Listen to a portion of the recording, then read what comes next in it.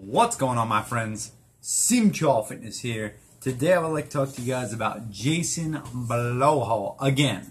Now, I actually put together a video debunking his exposure. It's about 30 minutes long. I put a lot of work into it. So go ahead, take a look at that and check that out. It's a real treat for you guys. And please like and give a comment or dislike, which seems to be the very popular thing to do these days. And leave a comment. But I also wanted to put out a different video on the subject while I'm on the subject because I thought there was something else I wanted to add, something else that I thought would really change people's minds and get people to think differently. Now, I got to give you guys a little bit of a history lesson first. See, I've been on this YouTube fitness community thing for a long time. I haven't had this channel for about maybe 3 years or so, but I've been following YouTube fitness for about 6 or 7 years.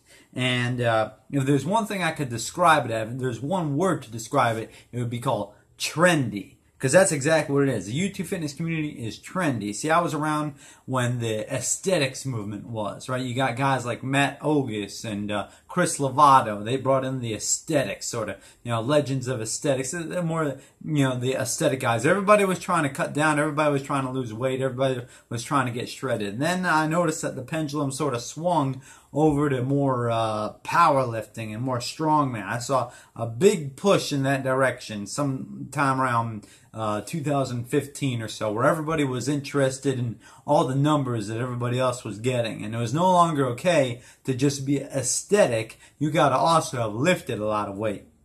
And then I noticed something very interesting. The pendulum swung back again, and then it went to where it is now, which seems to be more Olympic lifting has taken hold, and a lot of people are into more Olympic lifting and Olympic lifts and even more CrossFit than I've ever seen before. And I think that largely has to do with the CrossFit influence on the YouTube fitness community, but a lot of other things. I also saw a large push for the vegan movement as well, and different dieting fads all throughout. But throughout it all, I've seen a lot of channels come and go. I don't know if you guys ever recall Mike Chang with Six Pack Shortcuts. It's actually what I made his first video on this channel about 3 years ago, and I actually got that video taken down for some reason. I'm not sure why. I'm pretty pissed off about that because it showcased me doing 50 push-ups like 3 times in a row or something crazy.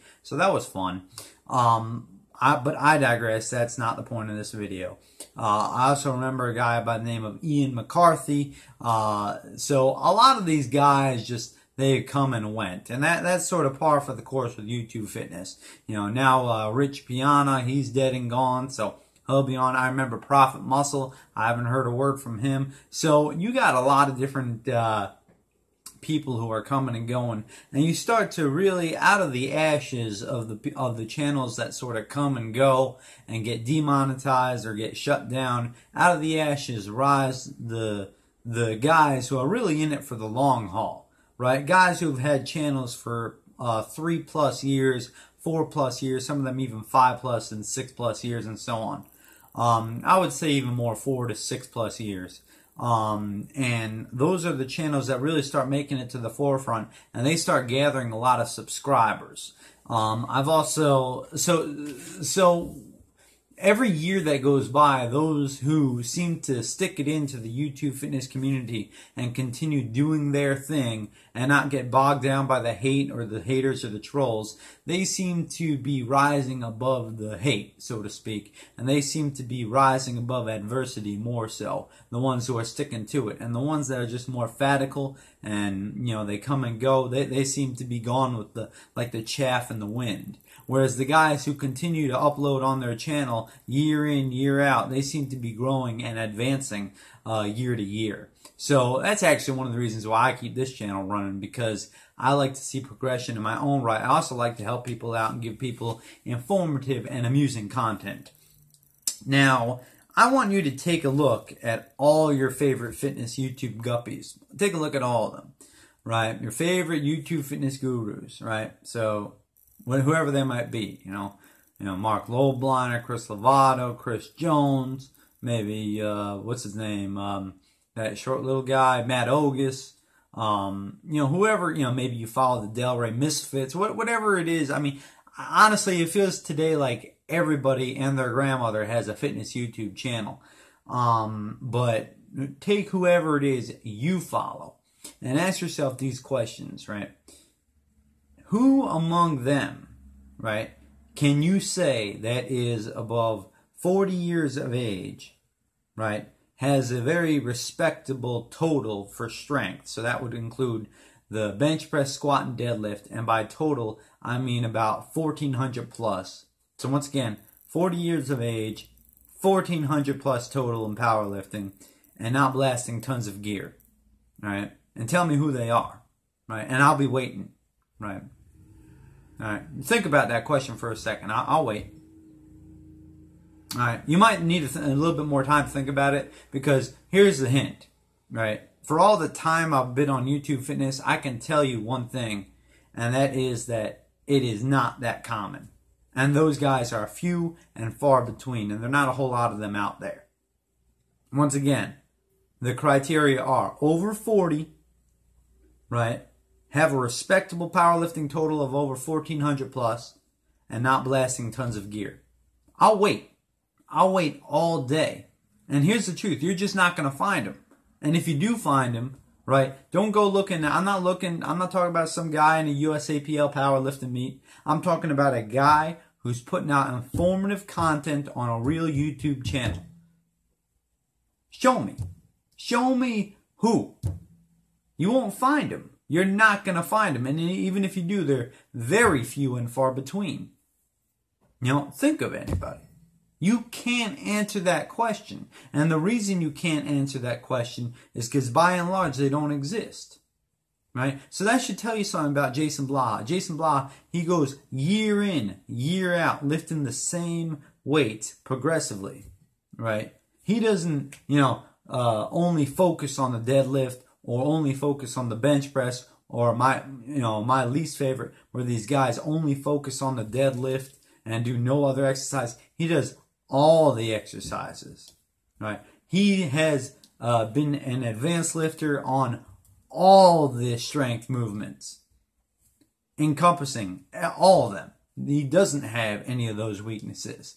See, some of these guys like Kino Body, like Kali Muscle, and I'm not going to call out anybody else. Who else can I call out that I really dislike? Some of these guys, Alpha Destiny, right? All these guys, they have weaknesses, but they're not willing to show you those weaknesses on camera. Okay? But the fact of the reality is that I've seen all of them, right? I've seen Kali Muscle bench press 545 in one video. He's never done it since. And he hasn't done it after. And he hasn't done it before. Right? Same thing goes for C.T. Fletcher. And I love the guy. I follow, subscribe to C.T. Fletcher on a daily basis. I have never seen him deadlift. I have never seen him. I don't think I've ever seen him squat. Now, that's nothing to take away from C.T. Fletcher, because I have a hard time talking about C.T. Fletcher, because I really think the guy is a great dude. So I'm going to leave C.T. Fletcher alone. But he's just one guy who came to my mind. Think of any of these guys. They're all into one exercise. They do one lift. They're blasting tons of gear. They're not consistent with their lifting. They're not consistent with their bodies. Right? They're fat one year. You could barely see them. Then they're skinny the next. I remember Mark Lobliner worked out with the Hodge twins, benching 405 for reps. I don't think he could do that these days. I saw a video with my own two eyes 3 years ago. You can't do that anymore. So, this is just questions, food for thought. I want you guys to think about that for a second. Next time you make a video about this guy, defaming him and his brand and what he stands for and his informative content. And think about some of those facts I've just portrayed in this video.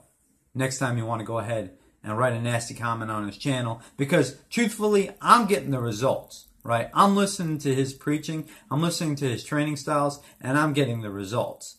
Day in, day out, month after month, week after week. I'm getting the results that he's putting out. So I'm not paying him any money to do this, right? I'm not, even though I'm watching a video from him every single day, learning something new about lifting every single day, I'm not getting any money from this. I'm not paying him like 20 bucks a day or something, like 20 bucks a month subscription fee, right? So the very least I can do is put out a video showing my support for his channel and what he stands for. That's the very least I can do, okay? Because he's helped me achieve my fitness goals, where other people's advice has failed me. Because I try things, right? I don't just blindly believe. I try things, I see if they work, and then I assess the results. And his training methods are working for me. Alright, that's about all I have to say on this video, and I hope it's been informative. And I'll talk to you guys next time. But first, let me give you a bicep shot. That was a call out to some of the OGs on YouTube Fitness, Ice Cream Fitness. Peace out. Bye.